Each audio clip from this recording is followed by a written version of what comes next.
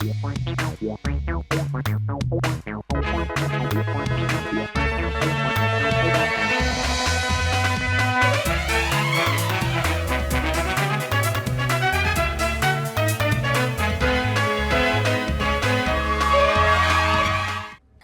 आप देख रहे हैं राष्ट्रीय समाचार में आपके साथ हिमानी। नजर डालते हैं हेडलाइंस पर। वीबीजी रामजी बिल 2025 पर सियासी संग्राम, हाथों में पोस्टर बैनर लिए नजर आए प्रियंका गांधी वाड्रा ने किया कटाक्ष। ऑस्ट्रेलिया की बॉन्डी बीच आतंकी हमले में के बाद मुंबई में हाई अलर्ट, एनएसजी और फॉर्म 1 कमांडो की 48 घंटों की बड़ी मॉक ड्रिल। बिहार के सीएम नीतीश कुमार द्वारा हिजाब खींचने का मामला, नुसरत की बेंचमेट बिल्किस ने बताया अब उन्होंने फैसला लिया, कल से ड्यूटी ज्वाइन करेगी। लोकसभा का छठा सत्र स्थगित, सत्र अनिश्चितकाल के लिए समाप्त, ओम बिरला ने जताया आभार, लोकसभा की कार्यवाही समाप्त। संजय सिंह गडकरी मुलाकात, 4 लेन की मांग, गडकरी बोले स्टेट हाईवे कन्वर्जन में लगेगा समय, मांझी बयान पर संजय सिंह का नो कमेंट। बात करें खबरों की, जहां सबसे पहले विपक्षी सांसदों ने संसद परिषद में वीबीजी रामजी बिल 2025 को लेकर विरोध प्रदर्शन किया और इसी दौरान सभी हाथों में पोस्टर व बैनर लिए नजर आए। विपक्षी सांसदों के इस विरोध प्रदर्शन के बीच कांग्रेस सांसद प्रियंका गांधी वाड्रा ने इस बिल पर क्या कहा, ये सुनते हैं। विपक्षी सांसदों ने संसद परिसर में वीबीजी राम जी बिल 2025 को लेकर विरोध प्रदर्शन किया। इस दौरान सभी हाथों में पोस्टर बैनर लिए नजर आए।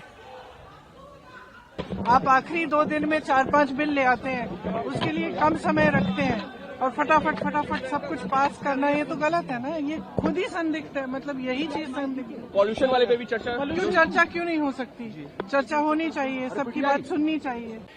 विपक्षी सांसदों के इस विरोध प्रदर्शन के बीच कांग्रेस सांसद प्रियंका गांधी वाड्रा ने वीबीजी राम जी बिल पर क्या कहा, सुनिए। I have spoken about this before. This bill is going to be very, very harmful for the poorest of the poor, because the original Manrega scheme, the way it was structured, where the centre paid 90% of the funds for it, was a scheme which was the backbone of the rural economy and the backbone, the greatest support for people who are very, very poor and had difficulty getting employment. And for 20 years, it's been one of the good schemes which has run, which has helped poor people, especially those who have nothing. Now, in this new formation, in the new form of the bill, when you cut down so much of the allocation from the center, and most of the allocation is, a lot of it is going to come from the state. The states are not going to be able to afford it, which means the scheme will die, and that is going to be very, very harmful.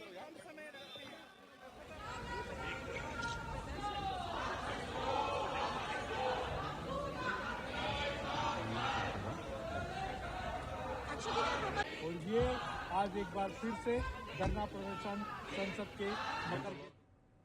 बात करें उत्तर प्रदेश की, महिला आयोग उपाध्यक्ष अपर्णा यादव ने विपक्ष पर जोरदार हमला बोला है। उन्होंने कहा कि राम के नाम पर पॉलिटिक्स बिल्कुल गलत है। राम का नाम नहीं ले तो क्या, अल्लाह का नाम ले। राम का नाम हमने किया तो हमने मैसेज देने का काम किया है, और टीएमसी सांसद जिस तरह से विरोध कर रहे हैं उसका कोई मतलब नहीं जाता। अपर्णा यादव जी हैं। मैम, जिस तरीके से राम के नाम को लेकर लगातार विरोध किया जा रहा है, नया बिल आया उसमें भी राम के नाम को लेकर विरोध हो रहा है, कैसे देखती हैं? राम हमारी भारत की आत्मा है और शान है, और मैं समझती हूँ कि जिस तरह से राम जी के नाम पे इस तरीके की पॉलिटिक्स हो रही है, ये बहुत गलत बात है। राम में अगर भगवान श्री राम का नाम नहीं लिएगा तो क्या लाई लाई अल्लाह करके यहाँ की स्कीमें चलेंगी? हमारा आदर्श, हमारा भाव, हमारा प्राण, हमारा सब कुछ, हमारी ऊर्जा सब राम ही तो है, और आधारशिला है राम। हमें गर्व की बात है कि ऐसे जो है राम का नाम से नामाकरण हुआ है मनरेगा स्कीम का। तो मैं समझती हूँ कि जो भी व्यक्ति भारत का होगा उसको किसी प्रकार की आपत्ति नहीं होगी। विपक्ष कह रहा है मैम कि अगर सरकार को काम ही करना था तो नाम बदलने की क्या जरूरत थी? उस नाम के आधार पे भी तो काम कर सकते थे। और अगर राम का जो है पहले भी सरकारें थी, राम मंदिर तो तब नहीं बनाया गया था और अब बन गया है। तो पहले भी तो सरकारें थी, ये तो कोई लॉजिक नहीं हुआ कि काम करना था और ये करना था। ठीक है, रिवाइवल होता है, पॉलिसीज़ बदलती हैं, और हमने अगर राम जी का नाम करा है तो एक मैसेज देने के लिए भी किया है कि राम की मेजर एक्सेप्टेंस है पूरे देश में, और राम की कसम खाते के ही सारा काम होता है। तो राम का नाम पे किसी तरीके की वो नहीं होनी चाहिए, विवाद नहीं होना चाहिए इस प्रकार का। आखिरी सवाल रहेगा, टीएमसी सांसद क्यों इस मुद्दे को लेकर लगातार संसद में जो है विरोध प्रदर्शन कर रहे हैं? 1:30 बजे रात से जो धरना प्रदर्शन पे भी गए, कैसे देखते हैं? क्योंकि टीएमसी सांसद बहुत ज्यादा आक्रोश में। देखिए, टीएमसी का जो है देश विरोधी काम रहा है। जिस तरह से वहाँ पे जो रोहिंग्याज इतने ज़्यादा मात्रा में हैं आज पश्चिम बंगाल में, ये एक विषय है कि हमें पूरे देश में एसआईआर लागू करना पड़ा, और जो है बहुत बड़ा हमें लगता है कि भारत के एक तरह से फैब्रिकेशन को ख़राब करने का काम इस प्रकार के लोग करते हैं। मुझे बार बार ये समझ में नहीं आता है कि ऐसी बयानबाजी करके ये लोग क्या मतलब प्रदर्शित करना चाहते हैं। तो ये एक विषय है सोचने का, और ये लोग सिर्फ अपने आप को राजनीति में जैसे नहीं होता कि कुछ पलों के लिए चमका दिया, अपना इस तरीके की बयानबाजी कर दी कि बस हम छा जाएं, वही करते हैं। बहुत धन्यवाद। तो हमसे बात कर रही थी अपर्णा यादव, जो कि राज्य महिला आयोग की उपाध्यक्ष है, और जिस तरीके से इन्होंने कहा कि राम के नाम पे जो है सिर्फ विपक्ष का काम है विरोध करना, हालांकि काम करना नहीं। कैमरा पर्सन सुमित के साथ दीपक कुशवाहा की रिपोर्ट, दिल्ली। बात करें इस वक्त की सबसे बड़ी खबर सामने आ रही है, जहां भाजपा के राष्ट्रीय कार्यकारी अध्यक्ष नितिन नवीन ने बीजेपी वर्किंग कमेटी की बैठक बुलाई। सबसे बड़ी बैठक बुलाई जा रही है, जहां भाजपा के राष्ट्रीय अध्यक्ष ने बैठक बुलाई। बीजेपी मुख्यालय में महासचिवों की बैठक शुरू हो चुकी है। ये बैठक शुरू हो चुकी है, पहले सभी महासचिवों से औपचारिक परिचय प्राप्त करेंगे। बैठक में बंगाल चुनाव एसआईआर पर चर्चा होने की संभावना जताई जा रही है। ये खबर सामने आ रही है, कार्यकारी अध्यक्ष की यह पहली बैठक। राष्ट्रीय कार्यकारी अध्यक्ष बनने के बाद नितिन नवीन ने पहली बैठक बुलाई है। कई संभावनाएं जताई जा रही है, जहां बात करें एसआईआर पर चर्चा होने की, बंगाल चुनाव में ये संभावनाएं जताई जा रही है। सबसे बड़ी खबर जहां सामने आ रही है, भाजपा के राष्ट्रीय कार्यकारी अध्यक्ष नितिन नवीन ने बीजेपी वर्किंग कमेटी की ये बैठक बुलाई है। और इसी खबर से हमारे साथ जुड़ रहे हैं दिल्ली से संवाददाता दीपक। जी दीपक, ये बैठक बुलाई गई है और कई संभावनाएं जताई जा रही है, क्या जानकारी? देखिए, बिल्कुल, क्योंकि नवनियुक्त जो है नवीन नितिन राष्ट्रीय कार्य अध्यक्ष हैं, और ऐसे में राष्ट्रीय कार्यकारी अध्यक्ष बनने के बाद जो है ये पहली और बड़ी बैठक है। और क्योंकि कुछ दिन से लगातार कार्यकर्ताओं से जो है नितिन नवीन जो है वो दिल्ली में मिल रहे हैं, उसके बाद से जो है आज एक बड़ी बैठक जो है वो बुलाई है, वो बैठक चल रही है। तकरीबन आधे घंटे पहले ये बैठक शुरू हुई थी। इस बैठक में तमाम जो महासचिव हैं वो इस बैठक के अंदर मौजूद हैं। तरुण चुग की बात करें, विनोद तावड़े की बात करें, दुष्यंत गौतम की बात करें, ये तमाम जो लोग हैं वो नितिन नवीन के साथ जो है बैठक कर रहे हैं। बैठक को जो है एक नए आयाम देने की जो है वो कोशिश की जा रही है, क्योंकि आगे की जो चुनाव हैं, चाहे वो बंगाल की बात करें, उत्तर प्रदेश की बात करें, एसआईआर की बात करें, इन तमाम चीज़ों पर जो है चर्चा होने की पूरी संभावना है इस बैठक के अंदर। और यही कारण रहा है कि पहली बड़ी बैठक जो है नितिन नवीन ने अपने कार्यकारी अध्यक्ष होते हुए बुलाई है। बैठक में नई रणनीतियों पर भी चर्चा होगी कि आखिरकार जो आगामी जो चुनाव है उस पर संगठन किस तरीके से काम करेगा, किन रणनीतियों के साथ जो है जो आगामी जो प्रदेश के जो चुनाव है उस पर किस तरीके से जो है अपनी भूमिका निभाएगा। इन तमाम चीज़ों को लेकर भी इस बैठक के अंदर जो है बात की जा रही है।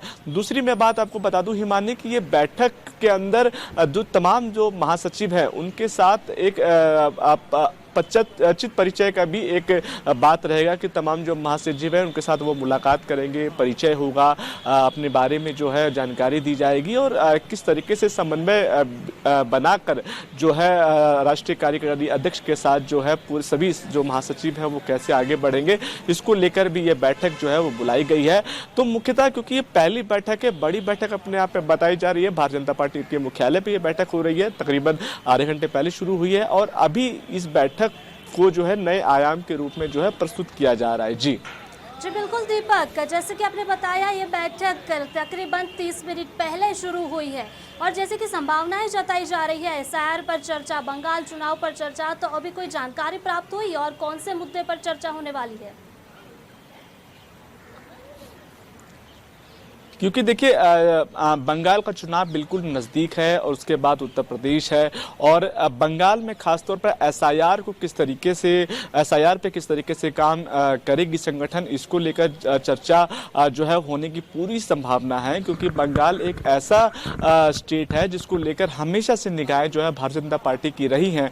पिछली बार भी हमने देखा कि भारतीय जनता पार्टी ने पूरी कोशिश करी, पूरी जी जान से बंगाल के अंदर लड़ी, लेकिन इस बार क्योंकि बिहार का चुनाव में जिस तरीके से प्रचंड जीत भारतीय जनता पार्टी को हाथ लगी है और उससे पहले भी तमाम राज्यों में जो चुनाव हुए वहां पर जिस तरीके से भारतीय जनता पार्टी का जो जी बिल्कुल दीपक, जिस तरह से जानकारी प्राप्त हुई आपका धन्यवाद। बात करें बैठक में बंगाल चुनाव एसआईआर पर चर्चा होने की संभावना जताई जा रही है, जहां भाजपा के राष्ट्रीय कार्याध्यक्ष नितिन नबीन ने ये बैठक बुलाई। पहला दौरा और पहली बैठक कार्यकारी अध्यक्ष बनने के बाद कमेटी की बैठक बुलाई गई, सबसे बड़ी बैठक जहां संभावना जताई जा रही है बंगाल चुनाव एसआईआर पर चर्चा होने की संभावना जताई जा रही है, जहां नितिन नबीन ने कार्यकारी अध्यक्ष बनने के बाद पहली बड़ी बैठक बुलाई। संभावना जहां बंगाल चुनाव और एसआईआर पर चर्चा होने की संभावना जताई जा रही है, ये सबसे बड़ी खबर सामने आ रही है, जहां बैठक में कई मुद्दों पर चर्चा, सबसे बड़ा एसआईआर का मुद्दा और बंगाली चुनाव को लेकर कई संभावनाएं जताई जा रही है। बैठक बुलाई गई जिसमें नितिन नबीन राष्ट्रीय कार्य अध्यक्ष बनने के बाद सबसे पहली बैठक, ये जब से बात सामने आई है, भाजपा के राष्ट्रीय कार्यकारी अध्यक्ष नितिन नबीन ने पहली बैठक बुलाई। बीजेपी वर्किंग कमेटी की बड़ी बैठक, कई मुद्दों पर चर्चा करने की संभावना सामने आ रही है। बात करें मनरेगा का नाम बदलने के बाद जिस तरीके से संसद के अंदर विरोध प्रदर्शन हुआ, टीएमसी सांसदों ने जिस तरीके से संसद परिसर में धरना प्रदर्शन किया, इसको लेकर मनीष जायसवाल ने कहा कि सरकार अपने तरीके से काम करती है। जब भी किसी पॉलिसी के अंदर बड़े बदलाव होते हैं तो सरकार है अपने तरीके से नाम रखती है। राम का नाम एक शॉर्ट फॉर्म में है, लेकिन फिर भी जिस तरीके से विरोध प्रदर्शन हुआ वह गलत है। जिस तरीके से आचरण पीएसपी सांसदों में संसद परिषद में दिखाए वह भी गलत है।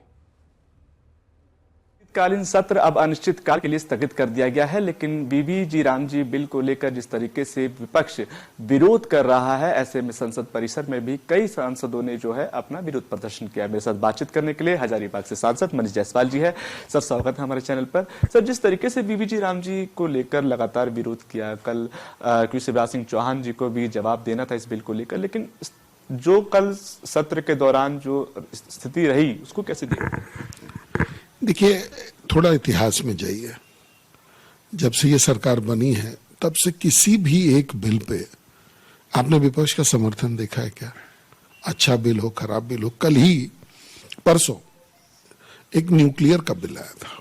हम सभी लोग जानते हैं कि इस देश को क्लीन एनर्जी की जरूरत है और क्लीन एनर्जी में न्यूक्लियर जो है सबसे अच्छा विकल्प के रूप में आ सकता है। आज हम लोग की पावर डिमांड का 2% न्यूक्लियर से पूरा होता है और प्रधानमंत्री जी ने लक्ष्य रखा है कि हम लोग 100 गीगाबाइट तक 2047 तक जाए। तो उसको बहुत ही सुरक्षित तरीके से कंट्रोल्ड वातावरण में जो है उसको जो है कमर्शियल यूज के लिए खोला गया।